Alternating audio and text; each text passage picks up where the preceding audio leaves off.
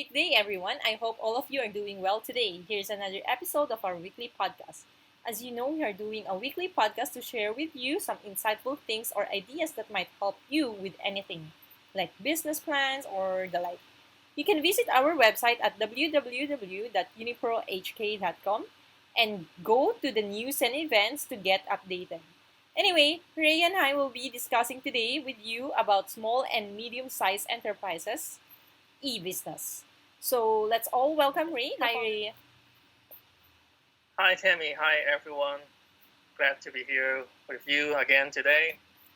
And about the topic, I am excited to share with you and to our listeners great things about e-business.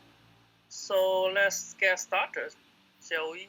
Yes, of course. Let me explain first what small and medium-sized enterprises. Well, small and medium-sized enterprises, or it's called SME for short, are businesses that maintain revenues, assets, or a number of employees below a certain threshold. Each country has its own definition of what a SME.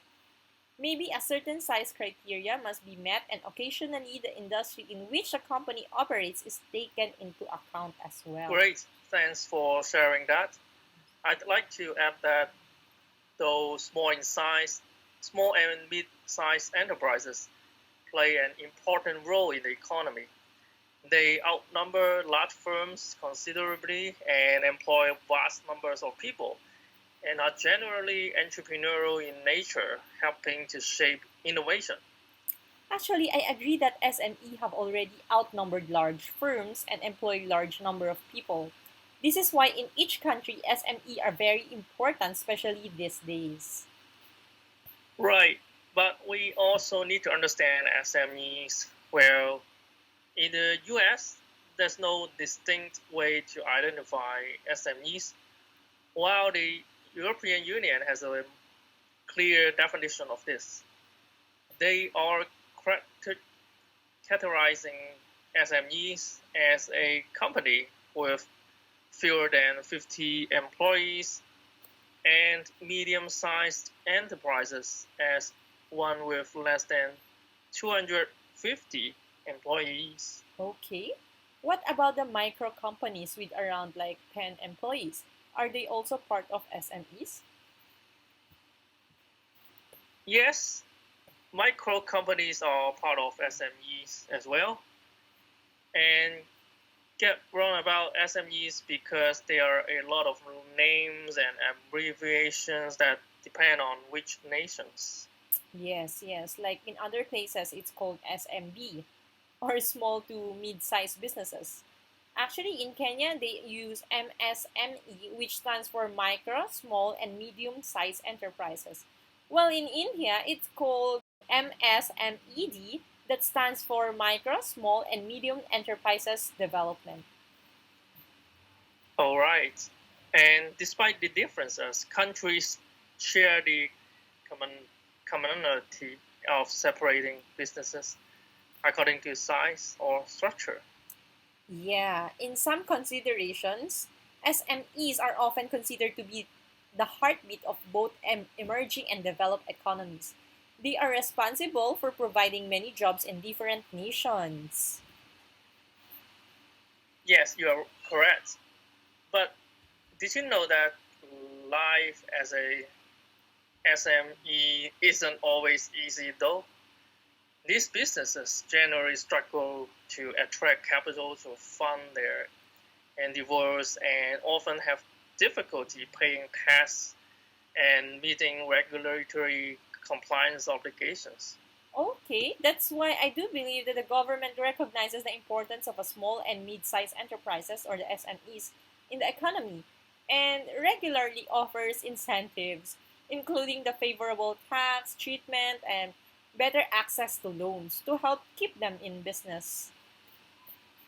I think incentives or advantages will depend on which nation. Like in your country, how's SMEs there? Well, okay, there are a lot of SMEs here in the Philippines, and our government is actually promoting SME competitiveness to compete, connect, and change to build resilience to crisis. As you know, companies that were more competitive before the COVID 19 crisis were less affected by it. And actually, these companies were more likely to adopt resilient or agile responses and were able to access the support they needed to survive the crisis because of the innovation and their skills. Okay, that might be the same with the other nations. The more skilled and innovative you are, the less you get affected by the pandemic crisis. It can happen, of course, but most likely it will not. Actually, other governments are also offering education programs, coaching small and medium sized enterprises, business owners on how to make their business grow and survive, as well as special audit programs to target high risk areas and boost tax compliance. Wow, that would be a great help for all the SMEs owners. Yes, it is. Considering the situation right now, not only does the pandemic have a big impact to business owners, but also the trade wars and other nations misunderstandings, stuff like that. Yeah, true, true. Why don't we have all peace in our heart and be contented with what we have? Agree. Well, let's go on SME adopting e-business, in which I can tell is more on the developing countries because it's widely recognized that e-commerce technology offers many potential benefits for businesses.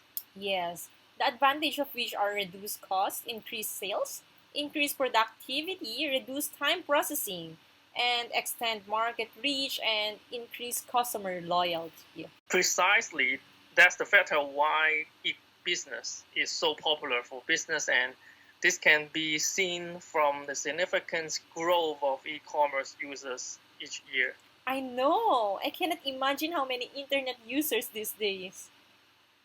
Well, it's actually around 1.56 billion Oh, already.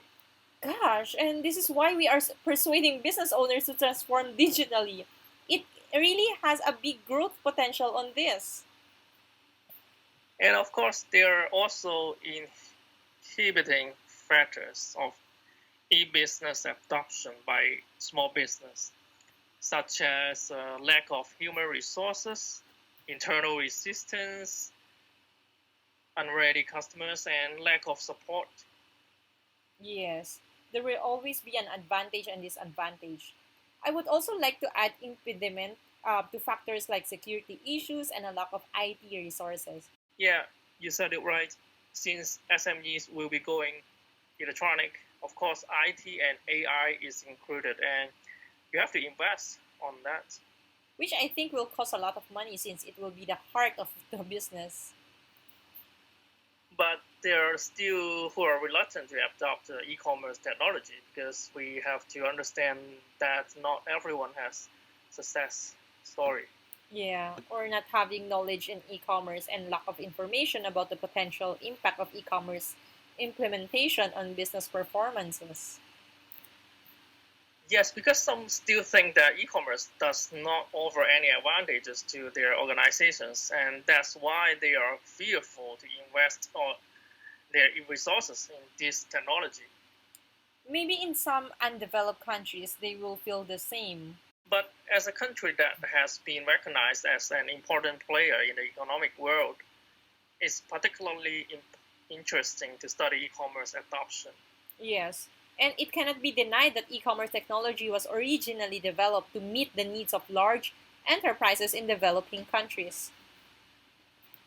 Because the application of e-commerce is still suitable for SME like websites, internet, and barcode.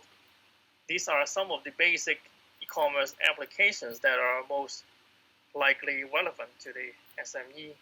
And that is very important because you'll be going to use the con that I mean you're going to use the email websites to contact and connect with your customers or even suppliers. But for me, it will still depend on the SME owner if how long they are willing to adopt e-business. That's actually a great question. After listening to this podcast, are you SME owners going to consider adopting e-commerce? Are you going to forward to the next stage or not? Wow, that's a big question for the SMEs owners. I like it. Anyway, so again, thank you all. Thank you everyone for listening to our podcast. Thank you, everyone. Stay See, safe, everyone, especially in Asia. See you again next week. yeah, stay safe, everyone. Stay at home.